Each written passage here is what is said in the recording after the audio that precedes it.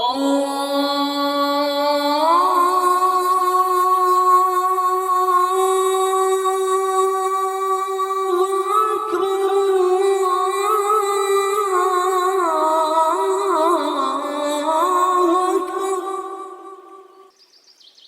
ایمان والو، جب جمعے کے دن نماز کے لیے پکارا جائے تو اللہ کے ذکر کی طرف لپکو اور خرید و فروخت چھوڑ دو، یہ تمہارے لیے بہتر ہے اگر تم سمجھو۔ خطبہ جمعہ، امام مسجد الحرام فضیلت الشیخ ڈاکٹر عبد الرحمن بن عبدالعزیز السدیس حفظہ اللہ۔ عنوان: اختلاف کے آداب۔ الحمدللہ، ہر طرح کی حمد و ثنا اللہ ہی کے لیے ہے۔ ہم اس کی حمد و ثنا بیان کرتے ہیں، اسی پر بھروسہ اور اعتماد کرتے ہیں اور اسی سے معافی مانگتے ہیں۔ ہر مصیبت سے انوکھے طریقے سے نجات پانے پر ہم اس کی توحید کا اقرار کرتے ہیں اور اس کی حمد بیان کرتے ہیں، اس کے فضل و کرم اور احسان پر اس کا شکر ادا کرتے ہیں۔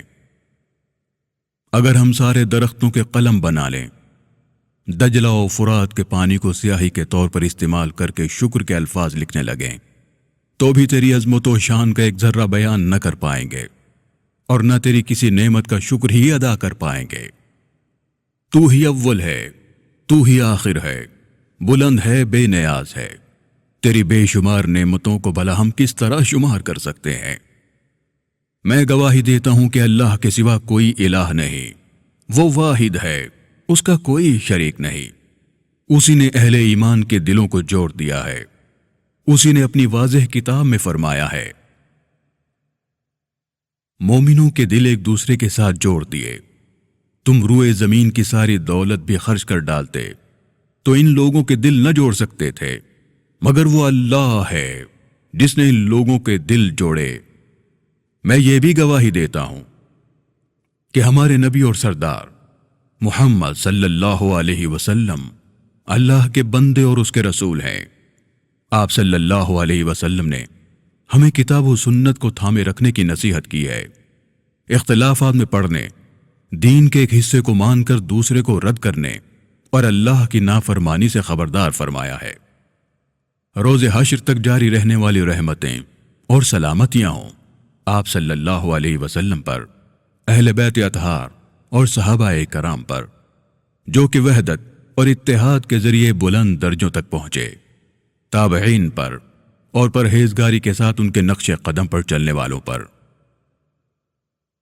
بعد ازاں اللہ کے بندو، اللہ سے ڈرو، اس کی بے شمار نعمتوں اور بے حساب عطاؤں پر اس کا شکر ادا کرو۔ یقیناً ہم جتنا بھی شکر ادا کر لیں، بہرحال ہمارا شکر اس کی چند نعمتوں اور عطاؤں کے برابر بھی نہیں ہو سکتا۔ بھلا ہمارا شکر اس صاحب احسان کے احسانوں کے برابر کس طرح ہو سکتا ہے جو احسان جتلائے بغیر عطا کرتا ہے اور اذیت دیے بغیر نوازتا ہے۔ اے مسلمانوں، مادیت کے فتنوں کے عروج کے دور میں، فکری بیماریوں اور شبہات کے طوفان میں، اس وقت کے جب بہت سی ذہنوں پر غنودگی چھا چکی ہے اور بہت سے لوگوں کی عقلیں گمراہی کے راستوں پر بے لگام چل رہی ہیں، ان کے کام ان کے لیے مزین کر دیے گئے اور وہ انہیں اچھا سمجھنے لگے۔ پھر انہوں نے بہت سے فتنے اور مصیبتیں پیدا کی، بہت سے معرکے اور جنگیں برپا کی، جن میں بہت خون بہا، بہت سے جسموں کے ٹکڑے ہوئے اور بہت سے معصوم مارے گئے، صرف ان علمی آراء اور ان اجتہادی مسائل میں انفرادی آراء رکھنے کی وجہ سے جو قابل قبول بھی ہیں، مگر جن کے حاملین میں سے ہر ایک صرف اپنی رائے کو درست سمجھتا ہے، دعویٰ کرتا ہے کہ بس وہی حق پر ہے۔ ایسے لوگ اپنے رجحان اور ذوق کی بنیاد پر لوگوں کے ساتھ دوستیاں کرتے ہیں، فکری اور مسلکی بنیادوں پر دوسروں سے دشمنیاں کرتے ہیں۔ اس حوالے سے دین کا نور تو انتہائی واضح ہے، اس کی حیرت انگیز اور عظیم خصوصیات بھی ظاہر ہیں۔ اسلامی شریعت کے احکام کی نگہبانی میں اور اس کی نرمی و محبت کی دبیز چادر میں وحدت و اتحاد کے وسائل مضبوط تر ہو جاتے ہیں، بھائی چارے اور رحم دلی کے ذرائع قوی بن جاتے ہیں۔ ارشاد باری تعالی ہے، مومن تو بھائی بھائی ہیں۔ وہ عظیم دینی اور معاشرتی تعلقات اور بڑھتے ہوئے روحانی اور اخلاقی رابطے کہ جن کی شریعت نے اپنی بامقصد تعلیمات کے ذریعے تاکید کی ہے اور احکام و مقاصد میں انہیں مضبوط کرنے کا حکم دیا ہے۔ حتیٰ کہ دوسروں کے ساتھ اختلاف کرتے وقت شریعت نے تو اختلاف کے اسباب کو ختم کرنے کا حکم دیا ہے اور محبت و الفت پر قائم رہنے کی تلقین کی ہے۔ اللہ ارشاد فرماتا ہے، سب مل کر اللہ کی رسی کو مضبوط پکڑ لو اور تفرقے میں نہ پڑو۔ رسول اللہ صلی اللہ علیہ وسلم کا فرمان ہے، اللہ آپ کے لیے 3 چیزوں کو پسند کرتا ہے۔ ایک یہ کہ آپ اللہ کی عبادت کرو اور اس کے ساتھ کسی کو شریک نہ کرو، اس کی رسی کو مضبوطی سے تھام لو اور اختلافات سے بچو۔ جسے اللہ نے آپ کو حکمران بنایا ہو اس کی خیر خواہی کرو۔ اسے امام مسلم نے روایت کیا ہے۔ اے مومنو، اختلاف قابل تعریف بھی ہو سکتا ہے کیونکہ یہ اللہ کا طے کردہ کائناتی اصول ہے، فرمان الہی ہے۔ بے شک تیرا رب اگر چاہتا تو تمام انسانوں کو ایک گروہ بنا سکتا تھا، مگر اب تو وہ مختلف طریقوں ہی پر چلتے رہیں گے سوائے ان کے جن پر تیرے رب کی رحمت ہے، اسی کے لیے ہی تو اس نے انہیں پیدا کیا تھا۔ حسن بصری رحمت اللہ علیہ فرماتے ہیں، یعنی انہیں مختلف طریقوں پر چلنے ہی کے لیے پیدا کیا گیا ہے۔ برا تو اختلاف ہے کہ جو لڑائیوں، جھگڑوں، فساد اور برائی کی جڑ ہے۔ شیخ الاسلام ابن تیمیہ رحمت اللہ علیہ بیان فرماتے ہیں، ایک فساد وہ بھی ہے جو تفرقہ بازی اور اختلافات کی وجہ سے سامنے آتا ہے۔ ظاہر ہے کہ تفرقہ بازی اور اجتماعیت اور وحدت کو پاش پاش کرتی ہے، یہاں تک کہ بعض لوگ اسی کی وجہ سے غیر اللہ کے لیے لوگوں سے محبت کرنے لگتے ہیں اور ان سے تعلق جوڑنے لگتے ہیں، دوسروں سے نفرت کرنے لگتے ہیں اور ان سے قطع تعلقی کرنے لگتے ہیں۔ یوں بھی ہوتا ہے کہ اختلاف کی وجہ سے وہ دوسروں کو گالیاں دینے لگتے ہیں، لان تان کرنے لگتے ہیں، زومانی اشارے کرنے لگتے ہیں اور زومانی الفاظ استعمال کرنے لگتے ہیں۔ کچھ تو ہاتھوں اور ہتھیاروں سے ایک دوسرے کے ساتھ جنگ بھی کرنے لگتے ہیں۔ بعض تو دوسروں سے قطع تعلقی کرنے لگتے ہیں اور انہیں برا سمجھنے لگتے ہیں، حتیٰ کہ وہ ایک دوسرے کے پیچھے نماز پڑھنا بھی چھوڑ دیتے ہیں۔ یہ وہ باتیں ہیں کہ جن سے اللہ نے بہت سختی سے منع فرمایا ہے اور رسول اللہ صلی اللہ علیہ وسلم نے خبردار کیا ہے۔ علامہ ابن قیم رحمت اللہ علیہ فرماتے ہیں، لوگوں میں اختلافات کا موجود ہونا تو ایسی ہی چیز ہے کہ جسے مکمل طور پر ختم نہیں کیا جا سکتا، کیونکہ لوگوں کے مقاصد و افکار الگ الگ ہوتے ہیں اور ان کے سوچنے سمجھنے کی صلاحیتیں بھی مختلف ہوتی ہیں۔ قابل مذمت تو یہ ہے کہ وہ ایک دوسرے پر زیادتی کرنے لگیں اور دشمنیاں کرنے لگیں۔ اختلاف اگر ایسے انداز میں ہو کہ تعلقات نہ ٹوٹیں، فرقے نہ بنیں اور ہر ایک کا مقصد یہی ہو کہ وہ اللہ اور اس کے رسول کی اطاعت کرے، تو ایسے اختلاف میں کوئی حرج نہیں ہے۔ اے مسلمان بھائیوں، امت اسلامیہ کی تاریخ پر غور کرنے والوں کو معلوم ہو جاتا ہے کہ اس کی زیادہ مصروفیت باہمی اختلافات میں ہی رہی ہے، خاص طور پر آرام اور فکری عیش کے دور میں۔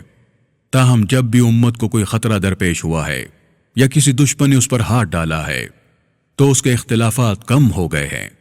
اس وقت یہ اہم چیزوں کی طرف لوٹ آئی ہے، اس نے اپنی صفیں درست کر لی ہیں تاکہ اس بیرونی دشمن کا مقابلہ ہو سکے جس کے ساتھ اختلاف دین کا اختلاف ہے، کسی مسئلے، چند مسائل یا کسی اجتہاد کا اختلاف نہیں ہے۔ یاد رہے کہ جو شخص امت اسلامیہ میں پیش آنے والے اختلافات پر نگاہ ڈالتا ہے، اسے چاہیے کہ وہ اختلاف کرنے والوں کی 2 قسموں میں فرق کرنا نہ بھولے۔ ایک وہ جو کسی قابل قبول اجتہاد کی بنیاد پر کسی ایک فروعی مسئلے یا چند مسائل میں اختلاف کرتا ہے، اور دوسرا وہ جو دین کے کسی طے شدہ اصول یا دین کی بنیادوں میں سے کسی ناقابل فراموش بنیاد میں اختلاف کرتا ہے، کیونکہ شرعی دلائل کی 4 اقسام ہوتی ہے۔ ایک وہ جس کے ثابت ہونے میں بھی کوئی شک نہیں ہے اور اس کی دلالت بھی مکمل طور پر واضح ہے، ایسی دلیل کے بارے میں کوئی اختلاف نہیں کیا جا سکتا، اس میں کسی اجتہاد یا تبدیلی کی کوئی گنجائش نہیں ہے۔ دوسری دلیل وہ ہے جس کے ثابت ہونے میں کوئی شک نہیں تاہم اس کی دلالت مکمل طور پر واضح نہیں ہے۔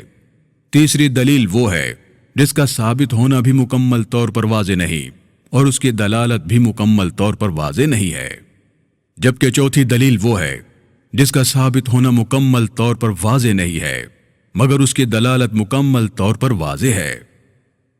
آخری تین دلائل ہی وہ دلائل ہیں کہ جن میں بجا طور پر اجتہاد کیا جا سکتا ہے، جن میں عقل کے گھوڑے دوڑائے جا سکتے ہیں، ذہنوں اور فکری صلاحیتوں کو لگایا جا سکتا ہے، ان میں اختلاف کیا جا سکتا ہے، مگر شریعت کے ان اصولوں کے مطابق جو کہ جوڑنے والے ہیں، توڑنے والے نہیں، جو قریب کرتے ہیں، دور نہیں کرتے۔ ان اصولوں میں سب سے اہم بات یہ ہے کہ نیت درست ہو اور مقصد نیک ہو۔ جو امت کے اختلافات پر نظر ڈالے، اس کا مقصد حق کی تلاش ہو، وہ غلطی کو واضح کر دے اور درست چیز کو بیان کر دے۔ مخالف کو بدنام کرنا، اسے رسوا کرنا، خود شہرت پانا یا ریاکاری کرنا مقصد نہ ہو۔ جو اس طرح نہیں کر سکتا، اسے چاہیے کہ وہ اختلاف کی کھوج لگانے سے رک جائے تاکہ وہ خود بھی سلامت رہے اور ساری امت بھی محفوظ رہے اور اختلاف کا راستہ تنگ ہو جائے۔ شیخ الاسلام ابن تیمیہ رحمۃ اللہ علیہ فرماتے ہیں، تاتاریوں کے تسلط کی وجہ سے عالم اسلام کے مشرقی ممالک میں دینی حوالے سے بہت زیادہ فرقے، اختلافات اور فتنے پیدا ہو گئے۔ وہ لوگ جو باطل پرستی کی وجہ سے تعصب کا شکار ہیں اور جو اپنے گمان اور خواہشات نفس کی پیروی کرتے ہیں، بغیر کسی دلیل کے اپنی ہی آراء کی پیروی کرتے ہیں، وہ انتہائی قابل مذمت ہیں اور اللہ کے عذاب کے مستحق ہے، کیونکہ مسلمان جماعت کے ساتھ ملے رہنا اور اتحاد قائم رکھنا دین کے اصولوں میں سے ہے۔ اے امت اسلام، اللہ آپ کی نگہبانی فرمائے۔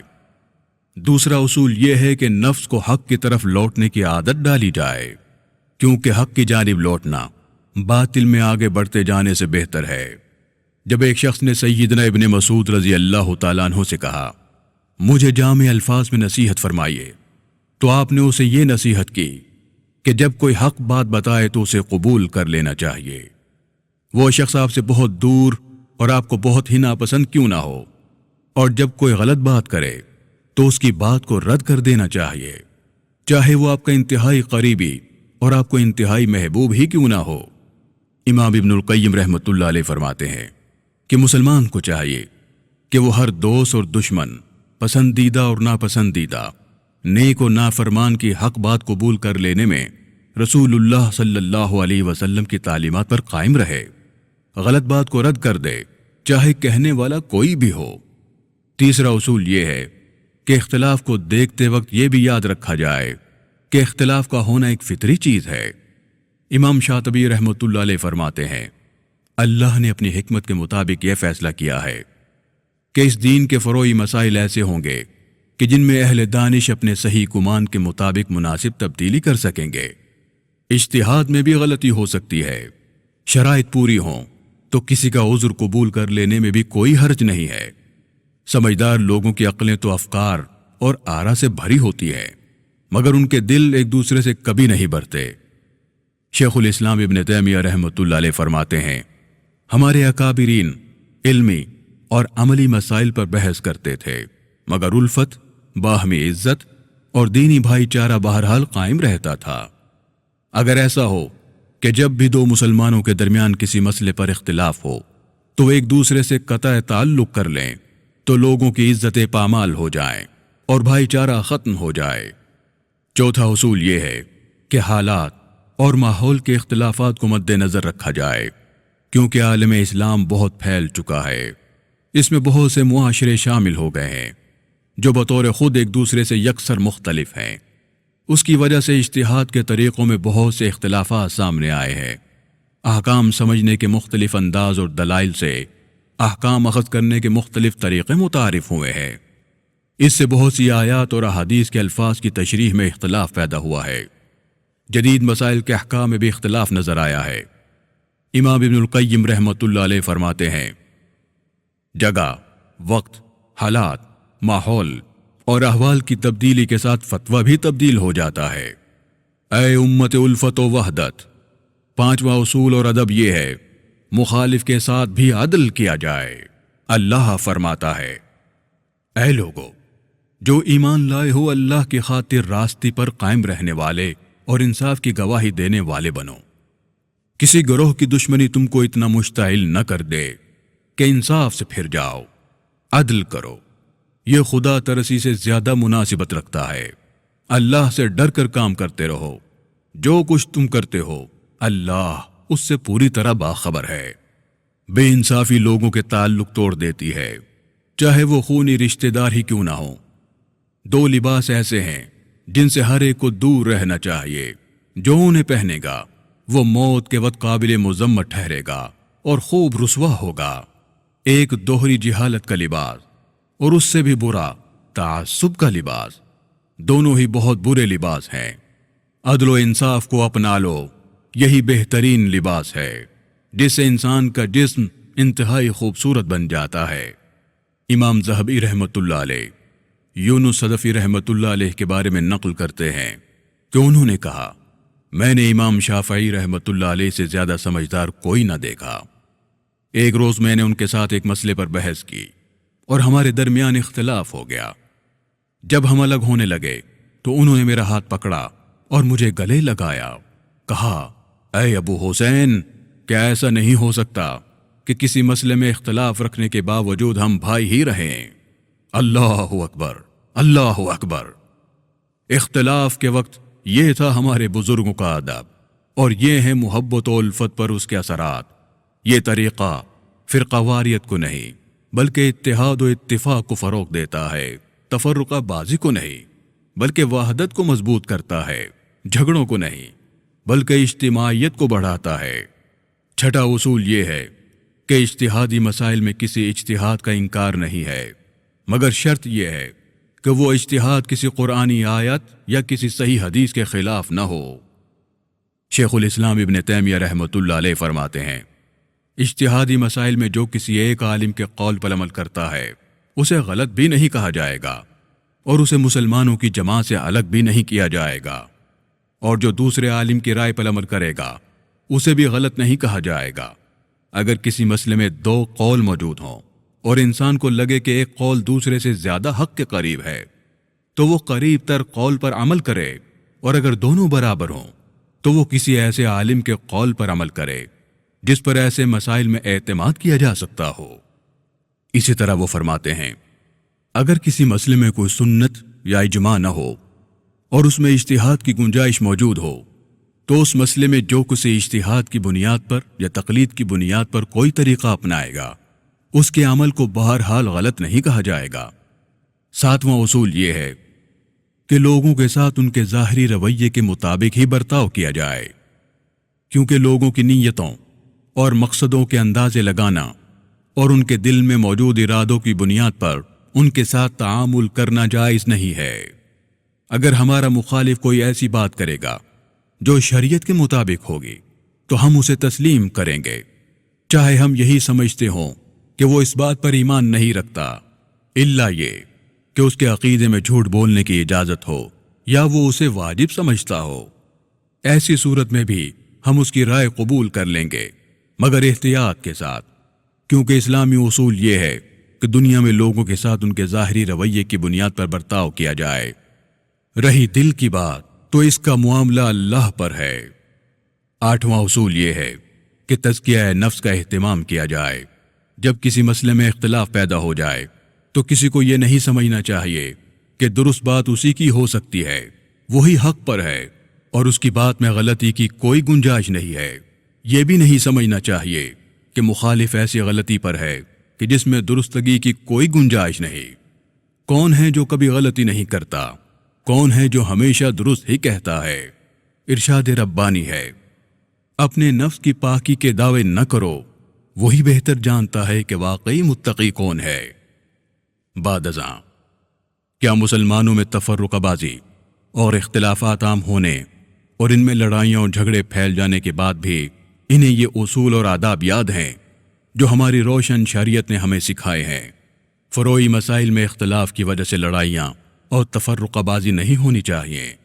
ان کی وجہ سے کسی کی نیت پر حملہ نہیں کرنا چاہیے، نہ کسی کے مقصد پر تہمت لگانی چاہیے۔ ہمارے لیے اتنا ہی کافی ہے کہ ہمارے دل ایک دوسرے کے لیے صاف رہیں۔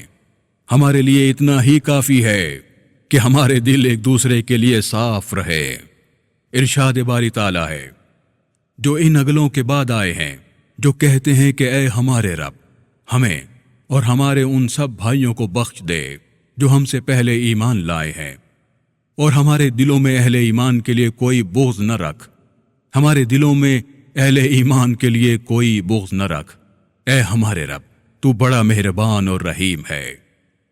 اللہ کے بندو، اس دور میں ہمیں صاف دلوں کی بڑی ضرورت ہے، وحدت اور اتحاد کی انتہائی ضرورت ہے۔ ہر معاملے میں قرآن و سنت کی جانب لوٹنے کی ضرورت ہے، ان لوگوں کی طرف لوٹنے کی ضرورت ہے جو علم بھی رکھتے ہیں اور اپنے علم پر عمل بھی کرتے ہیں۔ ہمیں چاہیے کہ اختلافات، فرقہ واریت اور تفرقے کے اسباب کو ختم کرنے کے لیے اس قاعدے کو پوری طرح اپنا لیں، اس پر ڈٹے رہیں اور سختی سے قائم رہیں کہ بڑے بڑے اماموں اور نامور علماء کو قابل مذمت نہیں سمجھا جائے گا۔ میں اللہ کی پناہ چاہتا ہوں شیطان مردود سے۔ ارشاد ربانی ہے، یہ لوگ جہاں کوئی اطمینان بخش یا خوفناک خبر سن پاتے ہیں اسے لے کر پھیلا دیتے ہیں، حالانکہ اگر یہ اسے رسول اور اپنی جماعت کے ذمہ دار اصحاب تک پہنچائیں تو وہ ایسے لوگوں کے علم میں آ جائے جو ان کے درمیان اس بات کی صلاحیت رکھتے ہیں کہ اس سے صحیح نتیجہ اخذ کر سکیں۔ تم لوگوں پر اللہ کی مہربانی اور رحمت نہ ہوتی تو تمہاری کمزوریاں ایسی تھیں کہ چند ایک کے سوا تم سب شیطان کے پیچھے لگ گئے ہوتے۔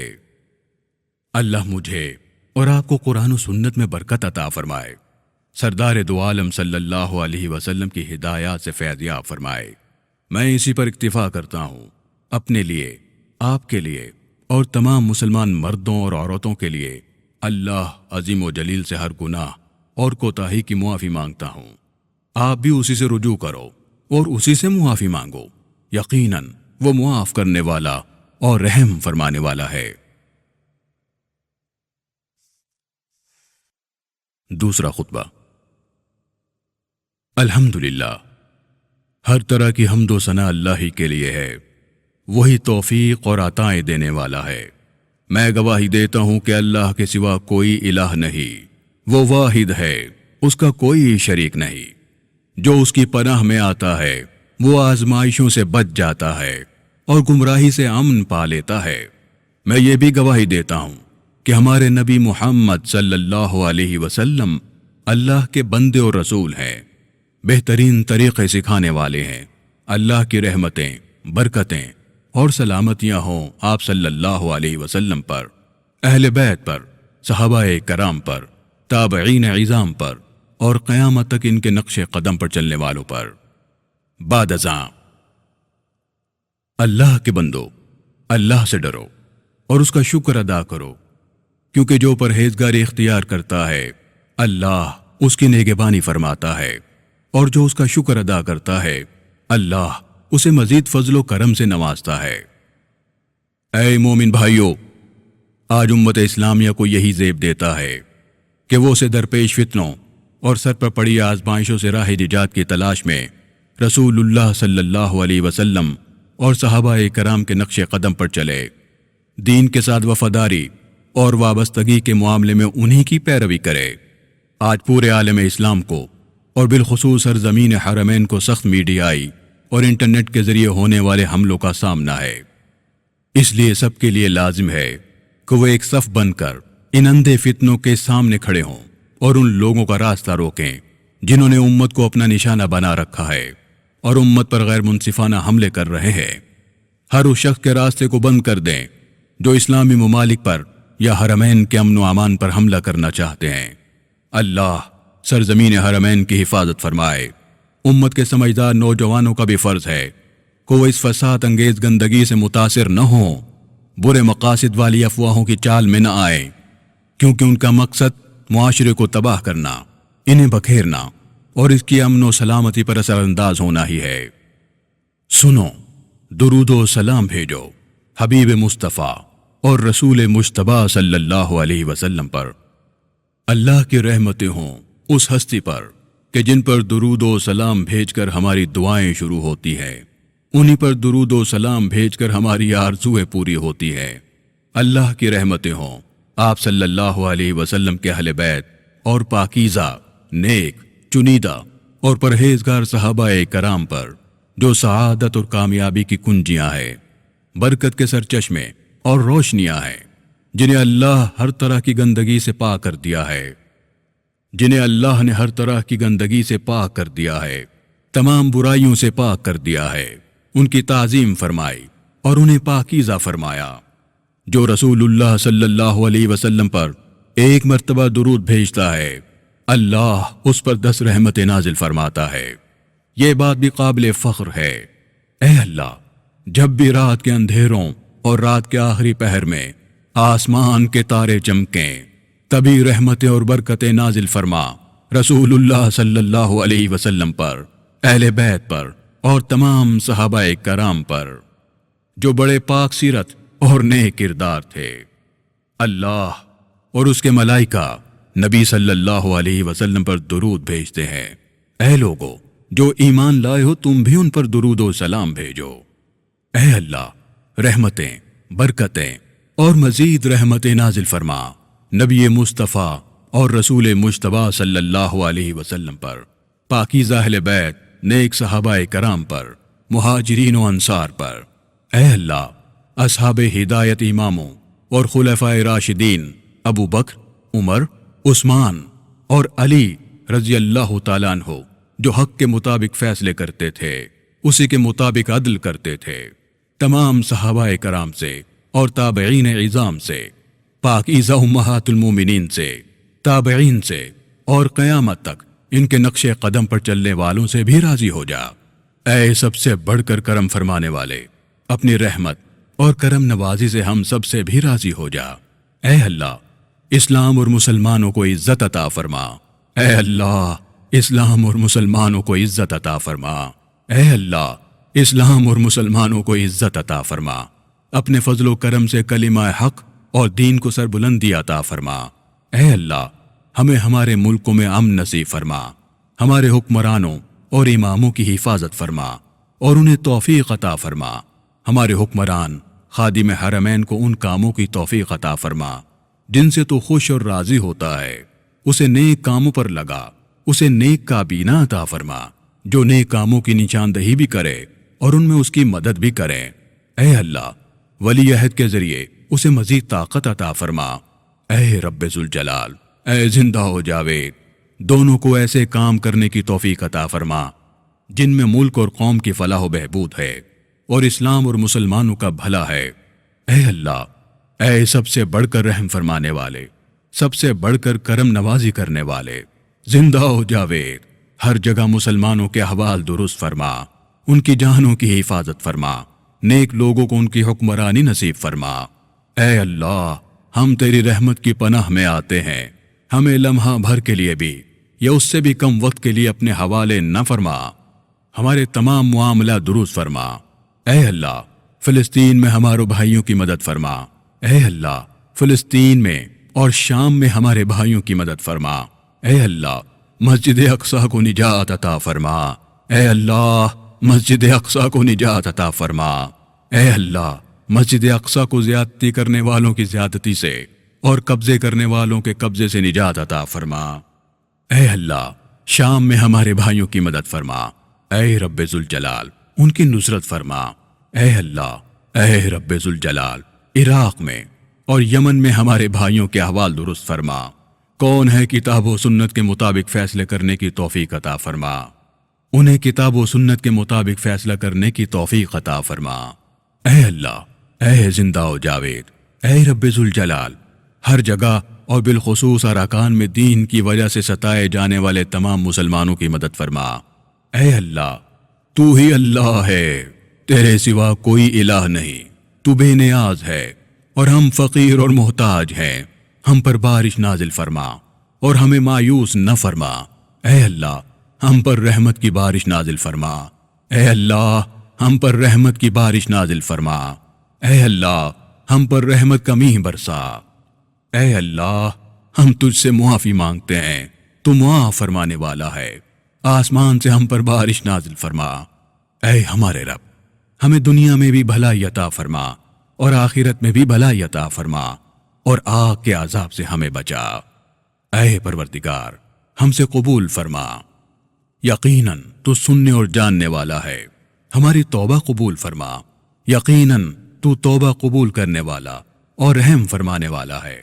اے سب سے بڑھ کر رحم فرمانے والے، اپنی رحمت سے ہمیں، ہمارے والدین کو اور تمام زندہ اور فوت شدہ مسلمانوں کو معاف فرما۔ پاک ہے تیرا رب، عزت کا مالک ان تمام باتوں سے جو یہ لوگ بنا رہے ہیں، اور سلام ہے مرسلین پر، اور ساری تعریف اللہ رب العالمین ہی کے لیے ہے۔ آمین آمین یا ارحم الراحمین۔